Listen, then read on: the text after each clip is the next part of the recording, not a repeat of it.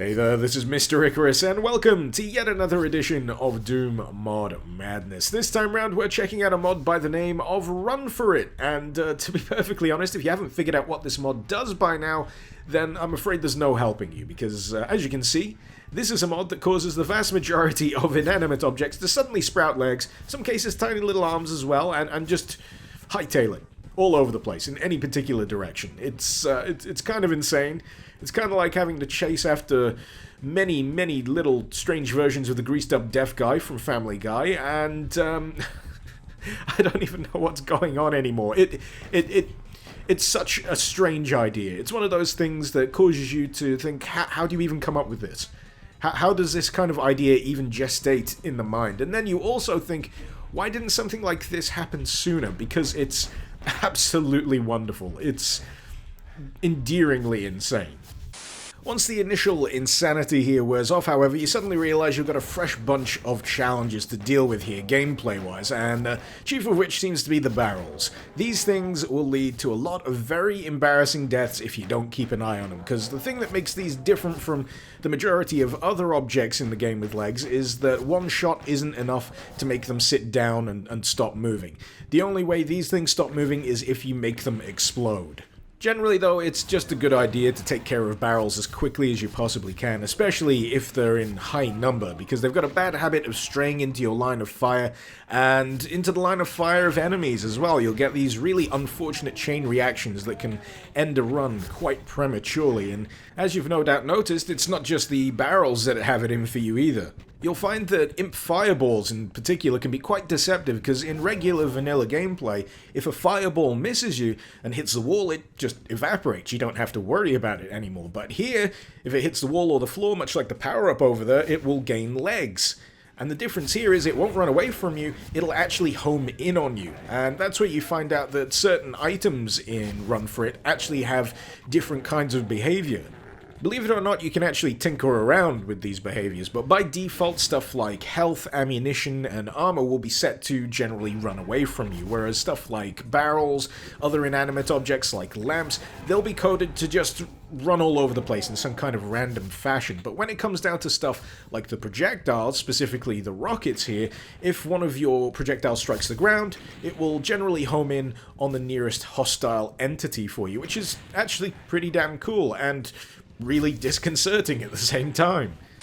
If I had to pinpoint one of my favorite things, one of my absolute favorite things to do in this mod, it would be just letting rip with the plasma gun here. You can pretty much build your own private army of plasma rounds, and believe me, it can get ridiculous with the sheer amount of stuff you can have on screen at the same time here. It's really goddamn impressive. And even then, you can issue a command, like freezing everything that you just shot, and then unfreezing them and letting them run rampant again. It's an odd and really cool bit of control that you have over your own projectiles built into the mod. And after a while, they do self-destruct. They've got a timer limit. I think you can alter the timer limit, and you can also issue a command that forces all of your projectiles to just destroy themselves as well. So this situation, for example, would probably be a little difficult for me to get out of without, I don't know, clambering over the top of all of them. Yeah, that seems to work. Anyway, be gone.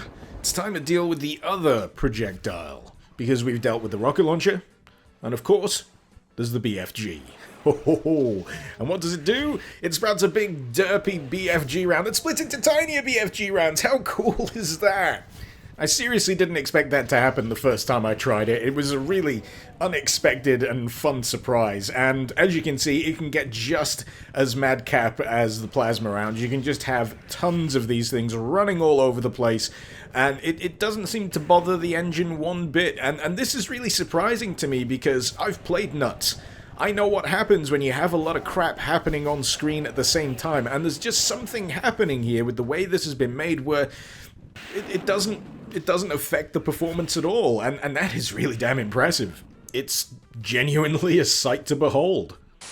But before I leave you with my final opinion of this mod, I thought it might be a good idea to show you one last abomination that this mod has in store for us, and that is, of course, the Lost Soul with arms and legs. What the hell? Seriously. What the hell? That is horrifying.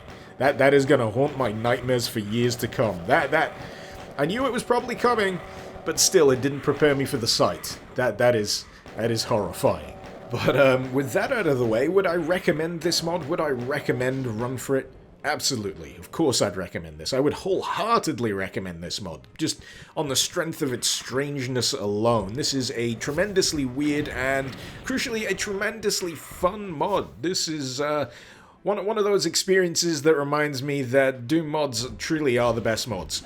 There's just such a wealth of experiences that you can have via the medium of Doom mods at the moment. And this is a recent one. This is something that came out 2016, current year. And it gives me hope for the future. If something like this can come out that hasn't been thought of before, I can only imagine the weirdness that may inevitably follow. But yes, more like this, please. More weirdness. I can always do with more weirdness. But if you want to check it out yourself, the link is in the description below. And hopefully you've enjoyed this video. Feel free to let me know what you thought in the comments below, and feel free to suggest any mods you'd like to see me cover in future episodes of Doom Mod Madness. This has been Mr. Icarus.